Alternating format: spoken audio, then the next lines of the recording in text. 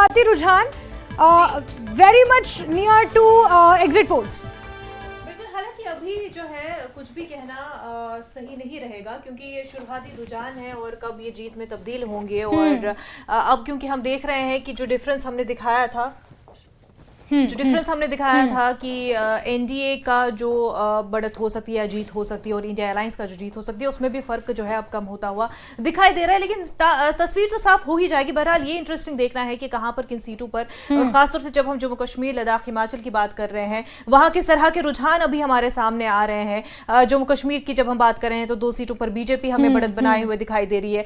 हमारे TV screen पर देखिए हम बता रहे हैं कि हिमाचल प्रदेश की बात कर रहे हैं तो बीजेपी 4 सीटों पर बढ़त बनाए हुए, जबकि सुखू सरकार है वहां पर। जैस्मिन, बताएं कि किस तरह से ये जो रुझान हमारे सामने हिमाचल प्रदेश के हवाले से 4 सीटों को। बिल्कुल मुनज़्ज़ा, देखिए जो डिटेल निकल कर आई है, हमीरपुर में दूसरे राउंड की काउंटिंग हो चुकी है जिसमें अनुराग ठाकुर ने 2024 से लीड ले रखी है। मुनज़्ज़ा, सेकंड राउंड की काउंटिंग का हम ये जिक्र कर रहे हैं जब हमीरपुर इज ऑल्सो इंटरेस्टिंग इसलिए क्योंकि केंद्रीय मंत्री अनुराग ठाकुर वहां से मैदान में है और 5वीं बार कॉन्टेस्ट कर रहे हैं। 4 बार बहुत अच्छी जीत उन्होंने वहां से हासिल की थी। और सेकंड राउंड की अगर काउंटिंग का जिक्र किया जाए तो 2000 से ज्यादा वोटों से उन्होंने यहां पर लीड ले रखी है। मनाली में तीसरे राउंड की काउंटिंग में कंगना रनौत ने लीड ले रखी है। कंगना रनौत मंडी संसदीय सीट से ताल्लुक रखती हैं और वहां से कॉन्टेस्ट कर रही हैं। विक्रमादित्य को उन्होंने कड़ी चुनौती दी और देश की, हिमाचल की नहीं बल्कि पूरे देश की हाई प्रोफाइल सीट्स में मंडी संसदीय सीट शुमार थी। आपने तो लगातार कवर किया, आपने देखा कि किस तरह का कैंपेन वहां पर रहा। हर किसी की नजर थी कि कंगना ने क्या बोला तो विक्रम ने क्या जवाब दिया, विक्रम ने क्या बोला तो कंगना ने क्या जवाब दिया। और हमारे सीनियर एडिटर तेजिंदर सिंह सोडी जी हमारे साथ सीधे जुड़ गए हैं। सोडी जी से हम बात करेंगे और इन सीटों पर चर्चा करने की हम कोशिश करेंगे। तेजिंदर सर, बहुत बहुत स्वागत आपका। और आज कैसे देखा जाए इन सीटों को, आज कैसे आप देख रहे हैं सर जो शुरुआती रुझान आ रहे हैं? What are your analysis sir? देखिए जैस्मिन, मैं पहले दिन से, जब से ये पोल प्रोसेस शुरू हुआ है तब से ये कह रहा हूँ कि कोई भी पार्टी जीते, ये जीत डेमोक्रेसी की है, डेमोक्रेसी की रहेगी। आज जिस तरह के रुझान आ रहे हैं, देखिए जैस्मिन, क्योंकि ये अर्ली ट्रेंड्स हैं, जो पिक्चर है वो लगभग 11 साढ़े 11 के बाद क्लियर होगी जब ईवीएम्स पूरी तरह से खुलने शुरू होंगे, काउंटिंग। अभी जो ट्रेंड आ रहा है वो कहीं ना कहीं ये दिखा रहा है कि बीजेपी के पास लगभग बीजेपी जो एनडीए गठबंधन है 307 के करीब उनके पास सीट्स आएंगी, और जो कांग्रेस का इंडिया अलायंस है लगभग 206 के करीब सीट्स आएंगी।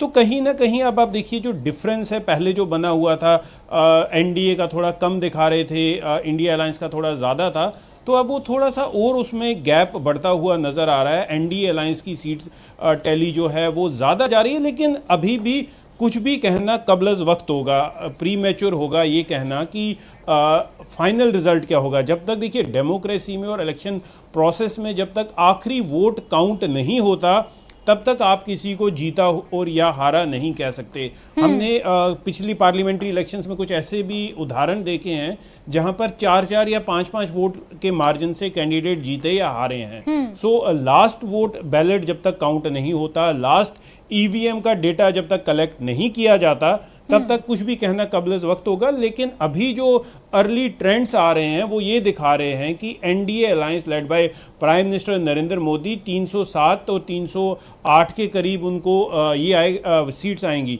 देखिए जैस्मिन, अगर ये जो आंकड़ा है, जो अर्ली ट्रेंड्स का आंकड़ा है, अगर ये कन्वर्ट हो जाता है सीट्स में तो बीजेपी के लिए एक सेट, देखिए बेशक बीजेपी एनडीए अलायंस गवर्नमेंट तो बना लेगा, लेकिन उनके लिए एक सेटबैक होगा, क्योंकि बीजेपी का इस बार नारा था, जो प्राइम मिनिस्टर नरेंद्र मोदी ने भी खुद कहा था कि अब की बार 400 पार।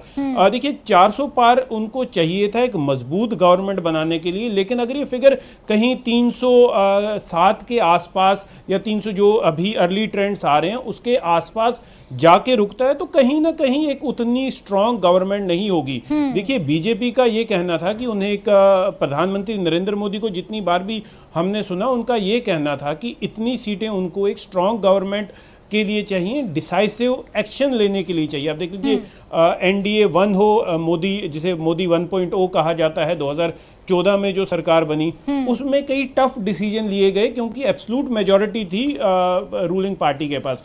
2019 में हमने देखा कई ऐसे डिसीजन लिए गए जो हो सकता है कि कोलिशन गवर्नमेंट जिसमें बीजेपी कमजोर होती तो वो डिसीजन नहीं ले पाती।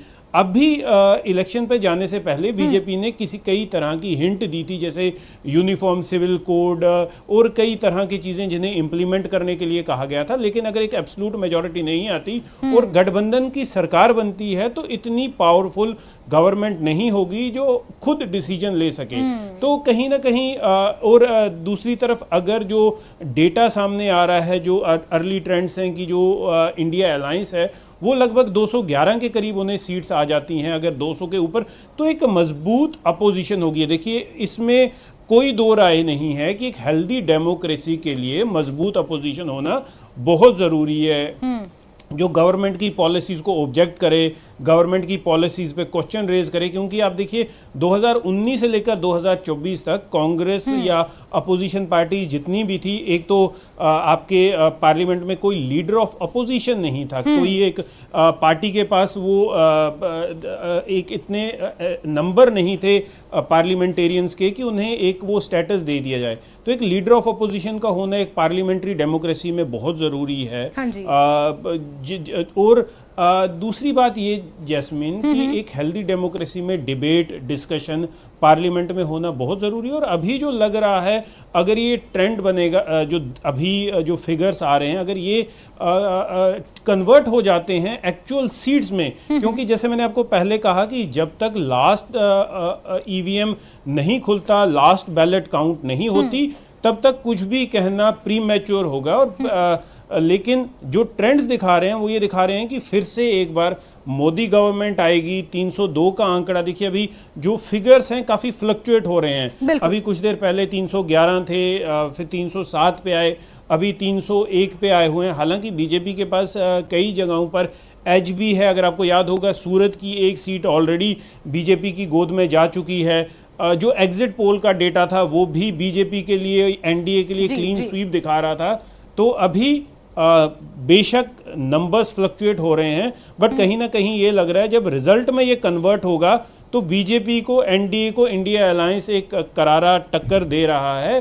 और बिल्कुल तेजेंद्र जी, अगर बात यहाँ पर ट्रेंड्स की हम कर रहे हैं तो जैसा कि आपने बताया कि अभी ट्रेंड्स है जो फिर लीड में चेंज होंगे वो देखा जाएगा और जो तमाम फिगर्स आएंगे। लेकिन ट्रेंड्स की माने, लीड्स की माने तो बीजेपी सरकार बनाती हुई दिखाई दे रही है। अभी ये कबल वक्त है बोलना, लेकिन ट्रेंड्स की हम यहाँ पर बात कर रहे हैं। लेकिन बावजूद उसके जब हम इंडिया अलायंस की बात कर रहे हैं उसके लिए ये क्या मायने रखता है? क्योंकि पिछले 2014-2019 की जब हम बात करते हैं तो होपलेस एक तरह से ये पूरा जो ऑपोजिशन दिखाई दे रहा था। इस बार देर से ही आते सही, लेकिन वो एक उनके कॉन्फिडेंस में चेंज आता हुआ दिखाई दिया और कोशिश करते हुए जो है भरपूर नजर आए।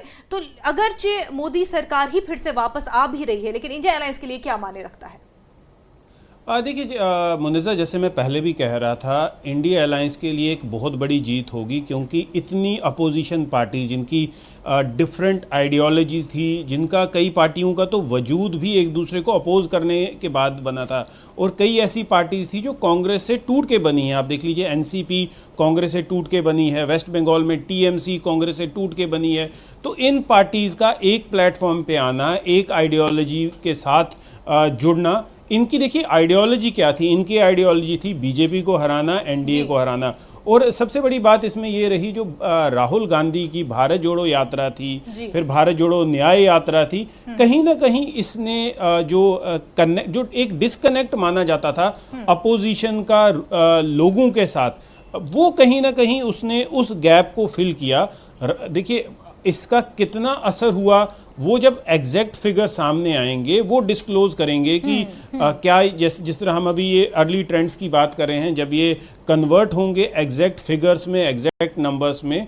अपोजिशन के पास कई ऐसे मुद्दे थे, जैसे महंगाई का मुद्दा था, बेरोजगारी का मुद्दा था। उन्होंने प्रधानमंत्री को टारगेट किया जब प्रधानमंत्री के कुछ विवादित बयान सामने आए। हालांकि प्रधानमंत्री और पीएमओ ने उसके बाद क्लैरिफिकेशन भी दी, लेकिन वो कहीं ना कहीं जो अपोजिशन अलायंस है, इंडिया अलायंस, उन्हें उस बात का काफ़ी फ़ायदा हुआ। कई देखिए मुनिज़ा, हाइपोथेटिकली आप ये अगर मान के चलते हैं कि अपोजिशन पार्टीज का जो इंडिया अलायंस है वो इस पोजीशन में आ जाता है कि वो गवर्नमेंट फॉर्म करेगा, लेकिन अभी भी उनके पास क्लैरिटी नहीं है कि उनका प्राइम मिनिस्टीरियल कैंडिडेट कौन होगा। ये क्लैरिटी नहीं है, जबकि बीजेपी के पास ये एज था और एनडीए के पास ये एज था डे वन से कि उनके पास एक फेस था प्रधानमंत्री नरेंद्र मोदी का, जो पिछले 10 साल से डिलीवर कर रहे हैं और उनको कंटिन्यूटी के लिए बीजेपी और एनडीए के सारे अलायंस वहां लोगों पे पहुंचे, लेकिन इंडिया अलायंस के पास ना कोई चेहरा था। बिल्कुल तेजेंद्र जी, हम इस चीज पर बात करेंगे सर, लेकिन स्क्रीन पर कुछ ग्राफिक्स के जरिए कुछ जो शुरुआती रुझान हिमाचल प्रदेश के उपचुनावों के आ रहे हैं वो भी बताने को कहा जा रहा है। आपको बता दें कि असेंबली इलेक्शंस भी हिमाचल प्रदेश में हो रहे हैं, उपचुनाव हो रहे हैं। सुजानपुर सीट से कैप्टन रंजीत राणा आगे चल रहे हैं, ये कांग्रेस के उम्मीदवार हैं जो आगे चल रहे हैं, और सुजानपुर उपचुनावों की एक हॉट सीट थी। और राजेंद्र राणा, जो 27 फरवरी को हिमाचल प्रदेश में घटनाक्रम हुआ, उसके बाद राजेंद्र राणा ने कांग्रेस छोड़ी, भाजपा ज्वाइन की, भाजपा ने उन्हें टिकट दिया उपचुनावों के लिए, और अब पीछे चल रहे हैं शुरुआती रुझानों में। राजेंद्र राणा वो चेहरा जिन्होंने पूर्व मुख्यमंत्री प्रेम कुमार धूमल तक को शिकस्त दे दी थी। राकेश कालिया की बात करें, कांग्रेस के आगे चले गगरेट सीट से, गगरेट में भी उपचुनाव हो रहे हैं, चैतन्य शर्मा को कड़ी टक्कर दे रहे हैं। और बड़ा दिलचस्प है, राकेश कालिया भाजपा से ही कांग्रेस में गए हैं, और चैतन्य शर्मा के पिताजी उत्तराखंड में भाजपा के पदाधिकारी रहे हैं, और आज कांग्रेस के टिकट पर इन्होंने चुनाव लड़ा था 2022 का, और उसके बाद दल बदला और अब भाजपा की टिकट पर उन्होंने चुनाव लड़ रहे हैं और पीछे चल रहे हैं।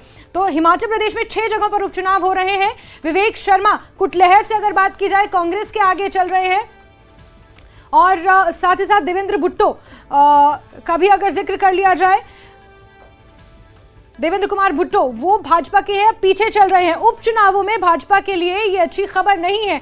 भाजपा इस बात को भांप चुकी थी और कहीं ना कहीं कांग्रेस को भी इस बात का इल्म था। इसीलिए अगर बीते कल का राजनीतिक घटनाक्रम देखें, जहां स्पीकर कुलदीप सिंह पठानिया ने 3 निर्दलीय विधायकों का इस्तीफा स्वीकार कर लिया, तो यही कारण था जो रुझानों में निकलकर सामने आ रहा है। मुनज़्ज़ा, देवेंद्र सिंह जग्गी धर्मशाला से सुधीर शर्मा को कड़ी टक्कर देते हुए नजर आ रहे हैं और आगे चल रहे हैं। सुधीर शर्मा संतराज शर्मा के सुपुत्र, उम्दा राजनीतिज्ञ माने जाते हैं। सुधीर शर्मा पीछे चल रहे हैं, तो भाजपा के लिए विधानसभा के उपचुनावों में ये अच्छी खबर नहीं है। 27 फरवरी का वो घटनाक्रम जो 22 मार्च को भी हुआ, 23 मार्च को भी, और अब रुझानों में आगे लाहौल स्पीति की बात कर ली जाए, रवि ठाकुर को कड़ी टक्कर दे रही हैं अनुराधा राणा।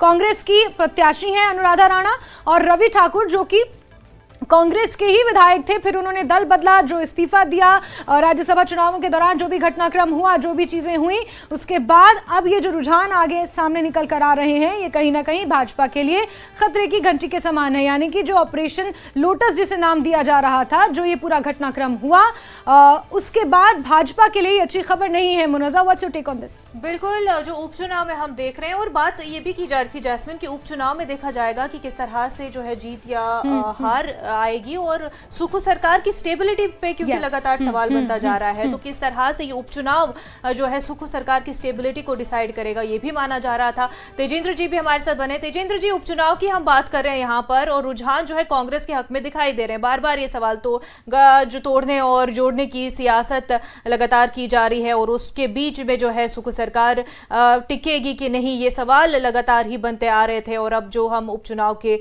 रुझान देख रहे हैं, कांग्रेस बढ़त बनाए हुए दिखाई दे रही है।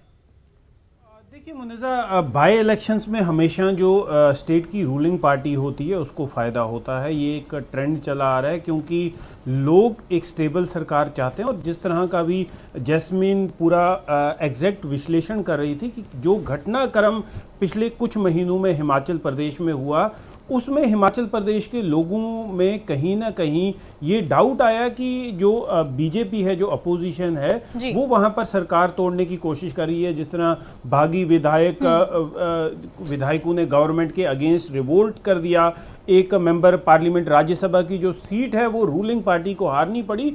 तो कहीं ना कहीं लोगों ने उस वक्त एक मन बना लिया था कि जो बागी विधायक हैं, जिन्होंने एक चुनी हुई गवर्नमेंट को धोखा दिया, क्योंकि उस वक्त कई ये जो बागी विधायक थे उनको लोगों ने चुना था कांग्रेस की टिकट पे, कांग्रेस की आइडियोलॉजी के लिए, और माना ये जाए कि कांग्रेस के स्ट्रांग होल्ड, कांग्रेस के वोटर्स ने उन्हें सपोर्ट दिया था। लेकिन उन लोगों ने उस पार्टी की आइडियोलॉजी को, जिस पे उन्होंने जाके लोगों से वोट मांगा, वो छोड़ के बीजेपी को ज्वाइन कर लिया, बीजेपी को सपोर्ट किया, अपनी ही इलेक्टेड गवर्नमेंट को हराने की कोशिश की, तो कहीं ना कहीं लोग जो हैं, देखिए मैं शुरू से ये कह रहा हूं कि हिमाचल प्रदेश के जो लोग हैं पॉलिटिकली ज़्यादा समझदार हैं। वो लोग आप देख लीजिए, क्योंकि हिमाचल का अगर आप पूरी हिस्ट्री देख लें तो कभी भी उन्होंने किसी भी इलेक्टेड गवर्नमेंट को रिपीट नहीं किया है। ये ट्रेंड पहले पंजाब में भी था, लेकिन पंजाब में ये ट्रेंड अकाली दल ने तोड़ दिया, फिर कांग्रेस ने तोड़ दिया। लेकिन हिमाचल का अगर आप शुरू से लेकर अब तक हिमाचल का ट्रेंड देखेंगे तो कभी भी एक चुनी हुई सरकार वो रिपीट नहीं होती, एक बार बीजेपी की, एक बार कांग्रेस की। तो हिमाचल के लोग बहुत समझदार हैं इस मामले में। वो जैसे अंग्रेजी में कहते हैं कि they enjoy both the worlds. तो वो कांग्रेस को भी आजमाते हैं, बीजेपी को भी आजमाते हैं, लेकिन जब उन्हें ये लगा कि उन विधायकों ने जिनको उन्होंने कांग्रेस के लिए चुना था, उन्होंने उनकी आइडियोलॉजी को छोड़ दिया, उन्होंने अपोजिशन के कहने पे पहले तो अपनी ही सरकार से बगावत कर ली, अपने पार्टी के कैंडिडेट को राज्यसभा नहीं पहुंचाने दिया, तो अब जनता जो है, जनता उन लोगों को ये दिखा रही है कि वो कांग्रेस के साथ थे वहां पर। बिल्कुल तेजिंदर जी, ये एक सेंटिमेंट जो गया, जिसका पहले भी जिक्र किया गया था, एक रॉन्ग डूइंग का सेंटिमेंट, क्योंकि हिमाचल प्रदेश के इतिहास में इस तरह के वाकयात नहीं हुए, राजनीतिक इतिहास की खासतौर पर अगर बात कर ली जाए। और इस बीच नागेंद्र रांटा सर भी हमारे साथ जुड़ चुके हैं। नागेंद्र रांटा सर, एक बार फिर से आपका स्वागत है। जैसे कि मैंने कहा था कि बीच बीच में जुड़ते रहेंगे आपसे और एनालिसिस करते रहेंगे। सर, उपचुनावों के रुझान सामने आए हैं और सबकी सब उपचुनावों की सीटों पर कांग्रेस ने लीड बनाई हुई है। ये वही बात आ गई सर जब मैंने आपसे कहा था कि रॉन्ग डूइंग से जो एक सेंटिमेंट है वो लोगों में गया है और उसका नतीजा, उसका खामियाजा भाजपा को भुगतना पड़ेगा। आगे जाके कौन जीतता ये कहना तो मुश्किल है, लेकिन ये दिख रहा है जो पहले भी लग रहा था, जैसे सोडी जी बोल रहे थे कि जो आप सेंटर गवर्नमेंट की इंटरवेंशन अगर स्टेट को डिस्टेबलाइज करने के लिए फोर्स सेंटर यूज करेगी, जो आपका कोऑपरेटिव फेडरलिज्म है उस स्पिरिट के भी खिलाफ है, नंबर वन। दूसरा है कि जो आपका बीजेपी संगठन है आइडियोलॉजिकल है, इसमें आप दूसरी पार्टी के लोगों को ऑपरेशन लोटस के माध्यम से पैसे का यूज करके या सत्ता का दुरुपयोग करके लाएंगे, तो पार्टी के अंदर भी असंतोष पैदा होगा। वही बीजेपी में हुआ है। जो ये 6 लोग हैं उनको ये foreign elements, political foreign elements मान रहे हैं कि बाहर से आए। हमने 20, 30, 40 साल से इस पार्टी को सींचा, पसीना बहाया है, काम किया है, एक एक वोटर के साथ हमने फील्ड में लिंक या कनेक्ट बनाने की कोशिश की है शुरू से। और जब आप चुनाव की बारी आती है तो दूसरी पार्टी से लोगों को या कैंडिडेट को लाते हैं और बीजेपी का एक जो पार्ट है बीजेपी का उसका कांग्रेसीकरण किया जा रहा है, उसके खिलाफ असंतोष चला हुआ था। फिर तीसरी तरफ जो लोग हैं, अल्टीमेटली आपका जो वोट है वो तो लोगों ने देना है। लोगों के बीच में जो इस तरह की चर्चा है कि भाई हमने किसी एक कैंडिडेट को अपने इलेक्ट करके भेजा है और वो अल्टीमेटली लोगों की जो आपने सत्ता किसी व्यक्ति विशेष या एक एमएलए को दी, वो जाके उसका सौदा कर देगी। इसको लोग, हिमाचल के लोग, जहां तक मैं समझ सका आज तक, उसको बिल्कुल लाइक नहीं करते। आपने सत्ता किसी अपने लोगों के वेलफेयर के लिए ट्रांसफर करी एमएलए को और वो आप उसका मिसयूज करके उसको बेच रहे हो। इसका मतलब आपको वोट लोगों को बेचने का अधिकार दिया है, ये इसका डायरेक्ट मीनिंग है, डायरेक्ट इसका मतलब निकलता है। तो ये चीजें, ये नहीं कह सकता मैं कौन जीतेगा, ये तो अभी टू अर्ली हुआ कहना, पर ये जरूर है लोगों के बीच में गया। और फिर मुद्दे भी हैं, मुद्दे जैसे अगर ये जो 1500 जो महिलाओं को प्रॉमिस किया था कांग्रेस ने, थोड़ी कांग्रेस में लेट तो हुई है क्योंकि यहाँ पे डिजास्टर भी आया है और दूसरी बहुत सारी चीजें, आर्थिक तौर से भी प्रदेश सरकार की जो माली हालत है वो ठीक नहीं है। तो ये अब इन्होंने अनाउंस कर दिया और एप्लीकेशन फॉर्म लेने शुरू हो चुके हैं, पर बीजेपी ने इलेक्शन कमीशन के पास जाके वो उस पर रोक लगा दी थी। तो महिलाएं इससे अंदर अंदर कहीं ना कहीं नाराज है। वो चाहती हैं कि अगर 1500 प्रति माह कांग्रेस दे रही है तो हमें मिलने चाहिए, हमारा हक है, क्योंकि प्रॉमिस किया था चुनाव टाइम में। फिर अग्निवीर वाला मामला, हिमाचल प्रदेश ऐसा राज्य है पूरे कंट्री में जो प्रति 1000 के व्यक्ति के पीछे सबसे ज्यादा नौजवान युवकों को सेना में भेजता है, सीमाओं की सुरक्षा के लिए भेजता है। अभी भी हिमाचल प्रदेश में कोई 2.25 लाख के करीब एक्स सर्विसमैन है। तो ये भी मसला कांगड़ा और हमीरपुर में बहुत चल रहा है। फिर हमीरपुर में है जो आपकी हमीरपुर पार्लियामेंट्री कॉन्स्टिट्यूएंसी, उसमें चीफ मिनिस्टर वहीं से, deputy chief minister Mukesh Agnihotri भी वहीं से है। तो ये वहां पे ये भी नारा चला हुआ कि पीछे हमने एक बार भूल कर दी कि धूमल जी को हरा के, क्योंकि धूमल को पिछली बार अनाउंस किया था चीफ मिनिस्टर के लिए, लेकिन वो हार गए थे राजेंद्र राणा से। तो अब हम ये भूल ना करें, और एक वोट सीएम को, एक वोट पीएम को, ये भी अंदर अंदर कोई नारा चला हुआ है। एक पीएम, जो ये चार जो ये हाँ, आपके एमएलए की जो सीटें हैं, ये 4 सीटें, 2 ऊना से और 2 हमीरपुर से, ये हमीरपुर पार्लियामेंट्री कॉन्स्टिट्यूंसी में आती है। जो जहां तक सुधीर शर्मा की बात है वो कांगड़ा में, और ये जो असल में इसी पे आ रही थी कि कुछ ऐसे बहुत बड़े चेहरे जैसे सुधीर शर्मा हो गए, राजेंद्र राणा हो गए, ये तो कुछ बड़े चेहरे थे सर, ये भी शुरुआती रुझानों में पीछे नजर आ रहे हैं। अगर इसमें लोगों के बीच में ये जो लोटस ऑपरेशन वाला, ये सेंट्रल गवर्नमेंट का जो स्टेट गवर्नमेंट को संतुलित करने का जो पॉलिटिकल कॉन्स्पिरेसी, अगर लोगों ने इसको इस तरह समझा होगा, तो ये 6 के 6 हारने चाहिए। अगर लोगों के बीच में हमने फील्ड में देखा है, जो लोगों की माइंड है, लोगों का, उनके माइंड को जो हम रीड कर सके, उससे ये लगता था लोगों की ये हो सकता है 6 के 6 हार जाए। बाकी फोरकास्टिंग ज्योतिषी की तरह करना बड़ा डिफिकल्ट है। बिल्कुल बिल्कुल, क्योंकि ये शुरुआती रुझान है और ग्राफिक्स के जरिए लगातार आपको बता रहे हैं। ये उपचुनावों का रुझान सामने आए थे जिसमें 6 की 6 विधानसभा उपचुनावों में कांग्रेस ने लीड बनाई हुई है। तो वहीं अगर लोकसभा की सीटों की बात कर ली जाए तो हमीरपुर से अनुराग सिंह ठाकुर ने लीड बना रखी है। सतपाल रायजादा ने इन्हें कांटे की टक्कर जरूर दी थी, लेकिन लीड अनुराग ठाकुर ने ही बनाई हुई है। कांगड़ा से अगर बात कर ली जाए तो राजीव भारद्वाज आगे चल रहे हैं लगातार, और साथ ही साथ राजीव भारद्वाज ने अच्छी बढ़त बनाई है, डिफरेंस बहुत ज्यादा है। मंडी से कंगना रनौत आगे चल रही हैं, कुल्लू मनाली से कई हजार वोटों से कंगना रनौत आगे चल रही हैं। मुनज़्ज़ा, मैं आपको बता दूं कि कंगना रनौत का घर भी मनाली में है, और सुरेश कश्यप, इनको लेकर कहीं ना कहीं असमंजस की स्थिति है। इससे पहले जो रुझान सामने आए थे उसके मुताबिक शिमला एक संसदीय ऐसी सीट थी जहां पीछे चल रही थी भाजपा, और कांग्रेस के विनोद सुल्तानपुरी आगे चल रहे थे, लेकिन सुरेश कश्यप ने इस बार बढ़त बना ली है। लगभग तीसरे राउंड की काउंटिंग पूरी हो चुकी है और उसके बाद ये रुझान सामने आए हैं। मुनज़्ज़ा, बिल्कुल, और तमाम तर रुझानों की अगर हम बात करें, हमारे साथ एक और खास मेहमान पॉलिटिकल एनालिस्ट दिनेश मल्होत्रा साहब जुड़ चुके हैं। स्वागत है आपका दिनेश जी।